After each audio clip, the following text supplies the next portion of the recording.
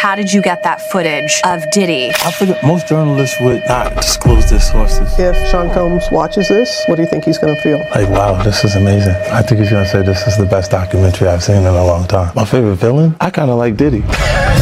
There are no misconceptions about me. Yeah, you pressing Bieber? Yeah. Yo, what's up? Like, I'm calling you and answering. Yeah, that was low. That was weird. That was crazy. That was weird. They did not run through Bieber. There was... Why you not answering your phone like y'all? One person who was always anti-Diddy and was always speaking about Diddy as a problematic person was 50 Cent. And it turns out that it's just been announced that he's created a docu-series on Netflix. I can't wait to see this. The other end of that, every person who has tried to speak out about this, who has tried to speak out about the industry, the type of people that are controlling the industry. But how did Diddy have Justin under his control? So, man, you good? I'm good. How are you? All right, young brother, everything's good? Everything's Selling great. out arenas and everything? Starting to act different, huh? You ain't been calling me and hanging out the way we used to hang out. Well, I mean, you try to get in contact with me, through all my, partners and whatnot. Mm-hmm. But you never really got my number, so. Right. Okay. My number? Yeah. My number. Yeah.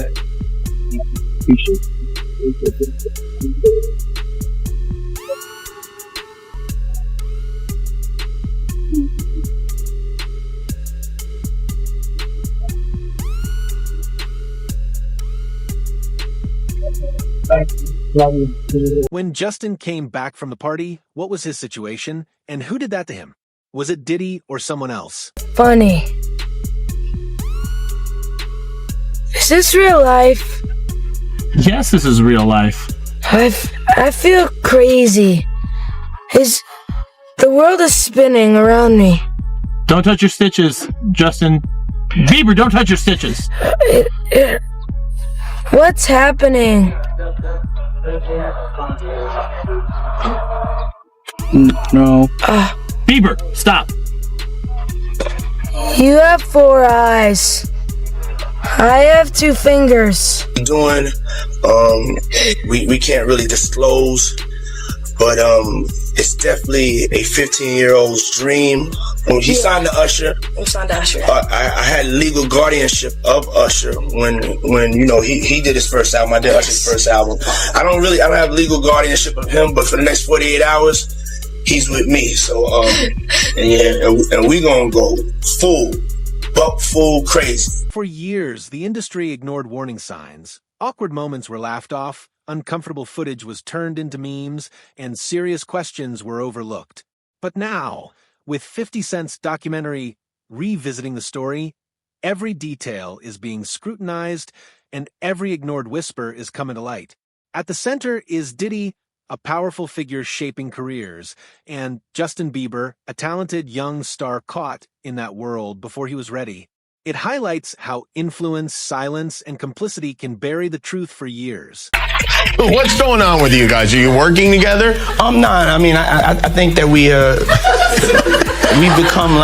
become friends in a strange way, you know. Like Robin Big. Yeah. It's like exactly. I'm Big and you're Robin. Yeah. No, I mean, to a lot of us, he's like a little brother. You know what I'm saying? He's not afraid to call and ask for advice. He's somebody that, in the industry-wise, the record industry is a strong family, and he's somebody that, we definitely have our arms around, and we want to protect him because he's such genuinely a nice person. Besides his talent, you know what I'm saying? He's one of the greatest kids that you could ever know. Justin,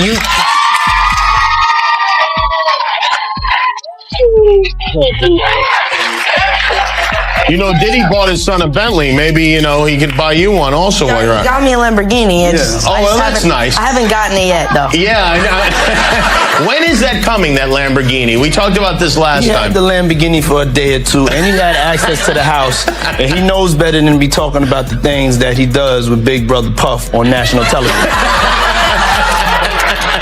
Justin Bieber's rise appeared to be a perfect modern fairy tale.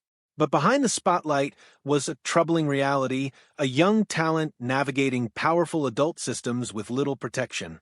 Old footage and interviews show him in environments where status, access, and influence outweighed healthy boundaries. These moments were dismissed as harmless celebrity culture instead of being questioned as dangerous exposure. This reflects not a single incident, but the normalization of an industry trained to look away, raising the question of who bears responsibility for the cost of youth traded for opportunity.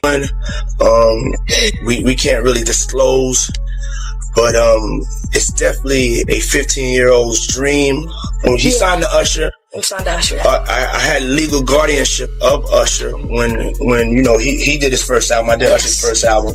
I don't have legal guardianship of him, but for the next 48 hours, he's with me. So and we gonna go full crazy. For years, 50 Cent portrayed himself as an outsider to Sean Diddy Combs' circle, aware of the environment but refusing involvement. Yet, his warnings were dismissed as personal rivalry. Now, with legal pressure and shifting public perception, those words resurface with new weight. It shows how warnings can exist long before evidence is recognized, and how criticism is easiest to ignore when it comes from an inconvenient voice. It raises the question of how many early signals are brushed aside simply because of who delivers them. What Usher say? I seen some things I shouldn't have been seeing at that age. What does that tell you? That he's seen some things, he was around some things when he was young that he shouldn't have been at a Diddy party. So that's going to show you that there are certain things that are happening that's going on that here this kid was saying he shouldn't even seen it and been around it himself. So all the other celebrities who saw it and they stand quiet about it. Ain't that in our culture? No snitching. And I felt a certain way when Usher got on Shay Shay, and I don't mean to mention other people's platforms, but he got on Shay Shay and he mentioned how great and how good Puff taught him and everything. You know what I'm saying? About the business, right? I know, and people know, that was around that in that time that Puff and Usher did have a situation. And that situation led Usher to the hospital. Now I let Usher explain that to y'all. I let Usher tell that story. But how dare you say a man that groomed you gonna give him a pass? Bro, you know Diddy's influence went beyond music, determining who gained access to the rooms where careers advanced or stalled. Justin Bieber's closeness to that world highlights an industry pattern where opportunity moves through powerful gatekeepers and private networks instead of transparent, accountable systems. Drop the song, it went over our heads. It's actually about Diddy this whole time. Which video? The song Lonely. Let me see. Everybody knows my past. I'm so glad. Maybe that's the price you pay for the money and fame at an early age. He even came out and said stuff about how when he was younger, he was being taken advantage of, which is true. The problem was being a victim of the diddler. What happens? Because he has so much dirt on you, if you go out into the public, he may have videos, he may have embarrassing things, he might even have incriminating footage of you doing things that you were forced to under the influence to do. The greater concern isn't just what happened behind closed doors, but why accountability failed in a system where success depends on proximity to power. In such an environment, boundaries fade, caution is seen as weakness, and self-protection becomes an obstacle. The real conflict becomes who can truly say no, and who pays the price for having the courage to do so. Guys, the leaked video of Justin Bieber partying with P. Diddy has just emerged, and it looks horrifying. Bieber was not in his right state of mind. Here's the video. Oh, he's bad boy now. Look at that. Whoa, look at that. Here's your icon alert. Look at that. It's called, he's bad. Does that look normal to you guys? What's going on here? He gets down on his knees, starts drinking. Diddy right there. Look at his eyes. Long before Justin Bieber became a global star, Usher spoke about joining Diddy's circle as a teenager and later acknowledged the adult pressures he faced, showing that history signals precedent. When similar patterns appear across generations, it reveals a structural issue power and trust passed on without reform. It raises the question of why the system remained unchanged when the next young talent entered the same path. I'm tired of Usher. I wish somebody would come out and just like sue him. Like, we need Usher. No, we do. We need a victim to come out and be honest about him, because what I'm realizing is that he's gonna fake the funk into the victim, man. He's just gonna keep on sucking the devil's. And I don't know, you know, like with a baby, that pacifier, sometimes you gotta pull it out. You know what I'm saying? And take it away, right? When the baby's used to sucking on the pacifier, that motherfucker gonna keep sucking on that shit until you do what? Till you take it out the mouth. Now it's gonna scream and holler, but eventually it will get used to the fact that his mouth is no longer full with that object. And that it's time to just, you know, learn how to live without it. He been sucking on Diddy's dick a long time. It's time for him to learn how to make this thing happen without the devil's dick in his mouth or ass. Oh, you got it. You don't think if he sued, he'll just Lil Woody the situation and I don't recall? I don't recall. No, because I think if a victim comes out against Usher, it'll show how egregious this shit is. Because if he can be a predator, then anybody can be a predator. As scrutiny on Diddy grew, many former allies went silent while 50 Cent spoke out. This reveals an unspoken industry code where speaking up risks relationships and staying quiet preserves them.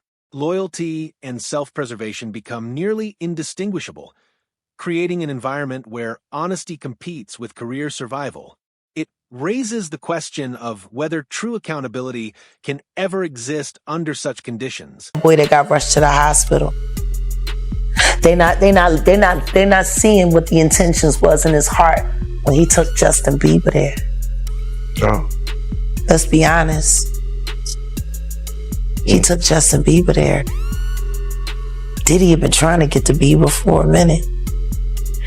And his management was backing him off. But it wasn't until Usher took over management and had guardianship and gave temporary guardianship to the diddler for 48 hours. Think about that. He had already been to the hospital. That situation that Gene was talking about. And you still took Bieber there. But you got custody of him first. Yeah. Diddy had already tried. They wouldn't let him. Actually, someone made reference to the fact that Diddy trying to get at Bieber the way he was trying to get at Bieber was looking a little predatory. And then Usher came in and discovered it and managed him and got custody of him and promised to look after him. And then he sent him to the diddler. Does that sound like a good guy? It's horrible. Does that sound like a good guy? Now that we know what Diddy's really like. What kind of fucking asshole do you gotta be to take another boy, another talented boy, and put him in your place so it ain't gotta be you? Justin Bieber has never publicly accused Diddy of criminal wrongdoing. However, his later honesty about anxiety, instability, and emotional exhaustion adds depth to a complex narrative. It shows how he faced overwhelming pressure at a young age, surrounded by adults with competing interests, trying to handle massive success without proper guidance or tools for his well-being. It highlights the real cost of growing up too fast in an environment where protection was never prioritized. Usher look like he fresh off a goddamn plane. Usher Fresh off the garden stage. That's my brother right here from day one. We used to wake up and, pause, but like that's how. Back in the days when he was like 10 and I was a little bit older, his older brother, we used to fight over the Frosted Flakes. You know what I'm saying? Before pause was invented. You know what I'm saying? But it's my brother for real. We used to actually wrestle off of the Frosted Flakes because he used to always get up early.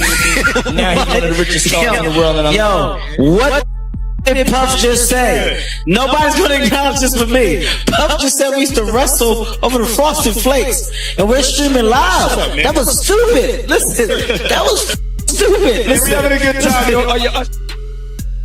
Usher is a procurer. And if Usher knew what was going to happen to any of those young children that he took to the Flavor Freak office, he a good guy. Especially considering what happened to him. Especially considering that he sat Howard Stern, and Howard Stern said, would you send your kids to Puffy's Flavor Camp? And his immediate response was, hell no! So it's good enough for everybody else's kids, but it's not good enough for yours. Yours are just good enough to die in Lake Lanier with no real investigation. Got it? Like, these aren't good people! All right, Jay. He's not good! He's a... And the simple fact that Justin Bieber literally made a public statement and said, Usher asked me to do the Super Bowl with him and I turned it down. Run for the hills. Why would he turn it down? Who turns down the... This isn't about legal judgment, but about recognizing human impact. Harm can appear years later as emotional weight, broken stability, or unspoken pain accumulating quietly in a system built on pressure and exposure. It raises the question of why we demand a single accusation before acknowledging that something clearly went wrong, especially when the root is structural rather than isolated. Yeah, she's crazy. She's a superstar. Superstar, right? So, so you're there and you see her and you see the way she's reacting to you. And I wonder what was going through your mind, because I've never had a chance to ask you that, because I know what was going through her mind because I've never had a chance to ask her that. And it's pretty clear in the video what's going through her mind. She can't even. What was going through your mind when you saw that kind of reaction? And also now in the knowledge that you were just coming out of that space yourself. I wanted to protect the moment. You know, I don't know how many opportunities I'm going to get. You know, we never know how many opportunities we're going to get with anybody. I mean, I'm tearing up thinking about it, just with the Kobe situation, you know. You just never know. And so I just wanted to be a good example, you know. And,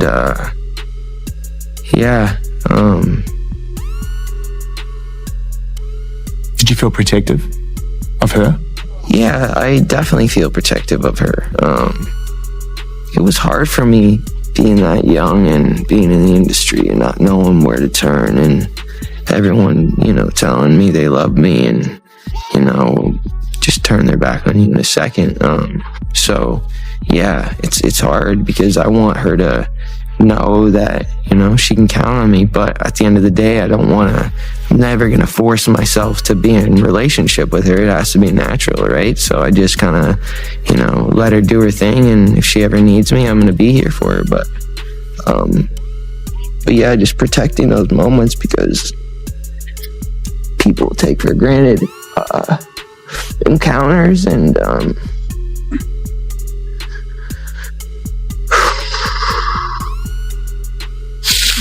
yeah, so yeah, I just want to protect her, you know.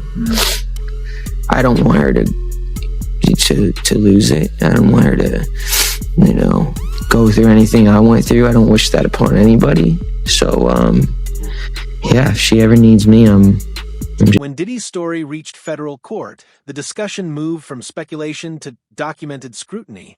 Evidence, procedure, and rulings began defining what could be claimed, while also highlighting what institutions must confront. It shows that legal judgment doesn't always equal moral rightness, and formal closure doesn't erase systemic harm. This leaves the question, does accountability end there, or is that where the real conversation begins? Justin Bieber, and he was talking about Billie Eilish. And he was like, he was almost in tears. He's like, I just want to protect her. I just want to keep her safe. Yeah. What do you think he went through? Because he knows what's been happening to Billie. Just like everybody knew what was happening to Millie Bobby Brown girl with Drake. These people are monsters. In Harlem, and they asked him what he thought about what was going on with Diddy, and if he knew Diddy. I love Dapper Dan for this. He said, I grew up with his parents. I knew his parents. He said, and what's going on with him has been going on long before him. Now, his father was a government snitch and a bad actor in the criminal world altogether. The woman that they're saying is his mother was a prostitute, no whore. But there's whispers in the streets of Harlem that Diddy's mother isn't alive. Not his biological mother, that woman is his aunt. Whoa. Oh, there are whispers. Wait a minute. There are whispers. Diddy's story is so convoluted, but nobody really likes talking about who he was before he became Puffy. Nobody, like, I would love if I could be granted an interview with him. To interview Diddy now in his most raw state about his life up until the age of 15 only. Jeez. We got to learn how to stop making Diddies. What made him him? Now, his pedigree comes from rat background. His father was a rat, snitch. Not revered. He turned on Frank Lucas, who was the king of Harlem. And yet, Diddy was able to, siphon off enough of that juice, just enough to get people, but he needed Gene. Think about this. Gene was more of a father figure to Diddy than he was a bodyguard. And Gene was more than a bodyguard, he was an investigator. So when they went separate ways, clearly he couldn't hold up the acting. And that any black guys that are A-listers that's bigger than Diddy, there's only one that I could come up with. And there's a few I could come up with. Will Smith. He's bigger than Diddy.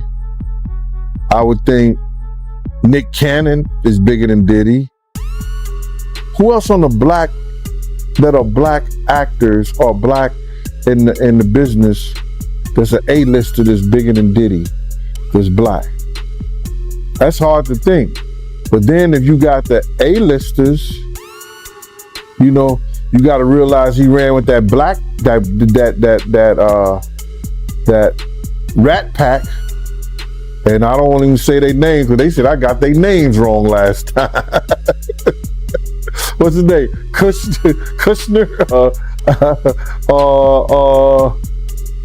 What's the other guy? Leonardo? Yeah, his name. Man, I don't keep up with these cats. But I heard that that's not only the tape that's being shot. There's some other tapes out there, other people too with him. And him doing some things with some other people. So there's quite a few tapes that might be out there, what they're hearing. And I don't want to see the tapes, but I want to know if they really true. Because if they got if they got some tapes out there and it's with some underage, whether it's celebrities or not, it's gonna be crazy, bro. The intersection of 50 Cent, Diddy, and Justin Bieber reveals how celebrity-driven systems elevate power, suppress vulnerability, and delay accountability. They market youth as authenticity, frame access as mentorship, and reward silence as professionalism, creating repeated conditions that normalize imbalance and produce recurring harm. It raises the question of when the system itself stops being background noise and becomes the real issue.